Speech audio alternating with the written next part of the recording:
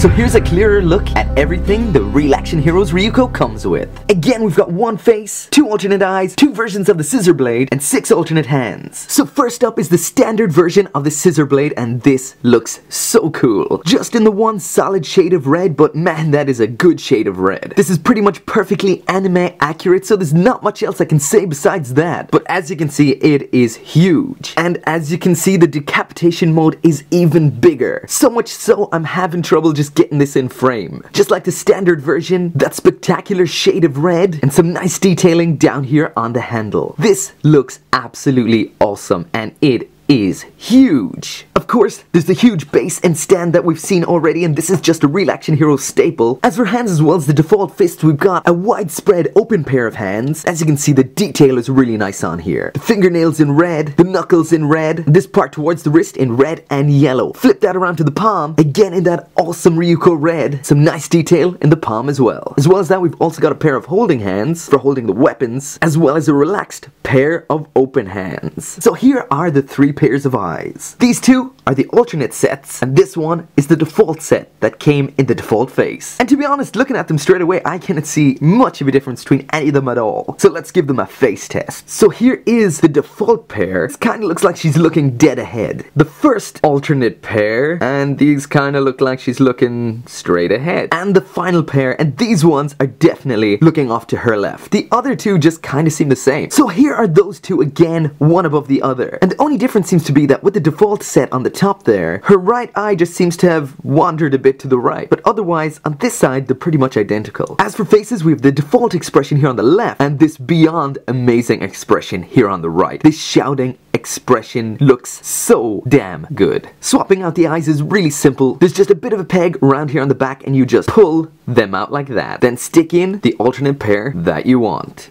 So like I mentioned earlier on, there was a lack of dynamic poses on the box. So now here in Articulation, let's find out just exactly what we have here. So there's the tilt of the head all the way to the front, and that is amazing. All the way to the back, and that is awesome too. I don't want to push this too far as this material might split. It may be delicate, but that feels like the limit to the articulation there. The tilt at the neck, side to side, and that is impressive as well. And the head can also rotate all the way around. Now moving on to the arm, and there's the arm all the way up the shoulder, and that can go just about parallel to the ground. As for rotation, it does get blocked a bit by Senketsu there at the front. The articulation at the shoulder is a bit limited anyway, mainly due to the clothing, I feel. It's the bend at the elbow, and that's a pretty good bend. You can get beyond 90 degrees there. As for the wrist, that has a really nice joint, so there is a lot of movement. Pretty much anything you'd want as regard to hand motion, you will get there. Now for articulation at the waist, and there is the crunch all the way to the front and all the way to the back. So not a lot of movement there. The backwards movement hindered by these straps here, and as for the forward movement, I think that's just limited by the design. But then again, not so bad for a seamless torso. Zero articulation side to side at the waist there. Wait a minute, I think I just found another joint down in here. So let's try moving that at that point, and that's quite a bow. But that does have some odd consequences on the rubber here. You may not want to do that too often. As for leg articulation, there's the kick all the way up to the front, and that's not bad. All the way to the back, and that's pretty good as well. This is a bit flexible, but we've got some more strange back goings on here. And again, maybe don't do that too often. Leg movement all the way out to the side, and again, that's pretty good. Pretty much parallel to the ground. There's some rotation here at this point at the thigh,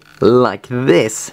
The bend at the knee, and that is quite limited by the boots. Trying to bend it further does make it look like it is straining that piece of material there. So I wouldn't try to go too far beyond this point. Articulation at the ankle, up, down, that can rotate a bit, and a bit of side to side movement there as well. So the articulation here is better than expected. You can get some better poses than that you see on the box, but I wouldn't push it too far because the material sections and that rubber torso do feel like they could wear down and possibly break. The quality of this figure is great for the most part. The paint and detail is flawless. It looks spectacular. figure. The details are perfectly executed and the matte paint on the skin is perfectly contrasted by the glossy colors used on Senketsu. The material used on the sleeves and the boots is novel, but it does have me wondering whether it would be better off if these parts were just cast in plastic. They look great, the folds in the materials at the bends look so good, but they restrict the movement and do feel kind of delicate and may not stand up to the test of time. As for the seamless torso, it does look good, but when bent, does start to crumple, and as it's made out of rubber, this may eventually crease permanently. I am starting to see some paint transfer from the red parts,